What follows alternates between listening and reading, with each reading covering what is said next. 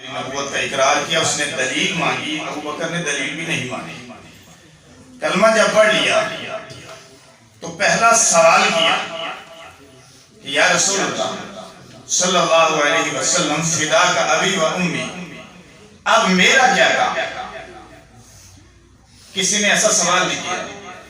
فرمایا یا رسول اللہ کلمہ تو میں نے پڑھ لیا، صاحب ایمان ہو گیا، اب میرا کیا کام ہے؟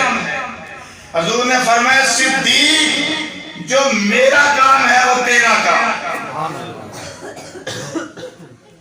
گویا کہ صدیق اکبر نے ساری امت کی طرف سے ایک سوال کیا کہ یا رسول اللہ میرا کیا کام ہے؟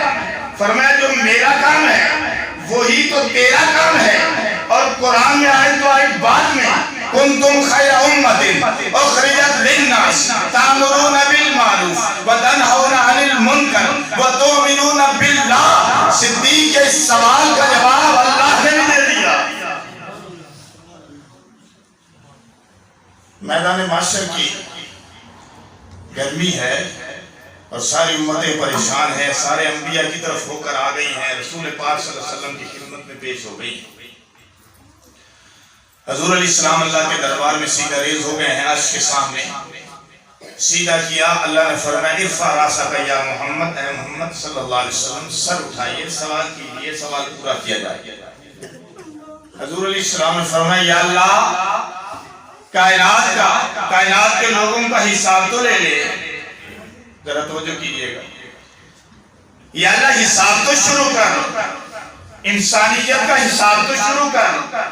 آدم علیہ السلام سے لے کر قیامت تک آنے والے آخری انسان تک موجود ہوں گے، یا اللہ حساب تو شروع کر۔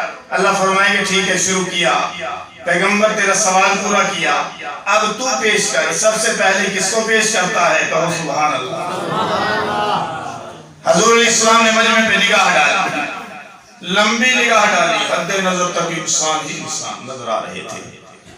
حضور علیہ السلام نے اپنے پہلو میں جب دیکھا تو صدیق اکبر کھڑے تھے، ساتھ عمر فاروق کھڑے تھے، ساتھ عثمان غنی کھڑے تھے، ساتھ ابو بکر، ساتھ علی المرتضیٰ شیر خدا کھڑے تھے۔ حضور علیہ السلام نے ابو بکر کے بازو سے پکڑا، پیش کیا، یا اللہ یہ پہلا بندہ حاضر ہے، حساب لے لے۔ اللہ نے ابو بکر کو دیکھا، فرمایا السلام علیکہ یا ابو بکر، کہو سبحان اللہ۔ کیا کہا؟ آپ حیران ہوں گے، اللہ نے سلام کہا۔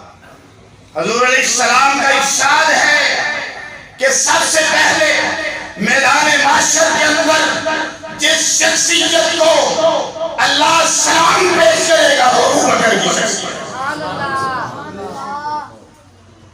یہ اللہ حساب کر۔ اللہ فرمائے گا اس نے ساری عمر مجھ سے حساب نہیں کیا، میں اس سے حساب کیا، جاؤ جنت میں۔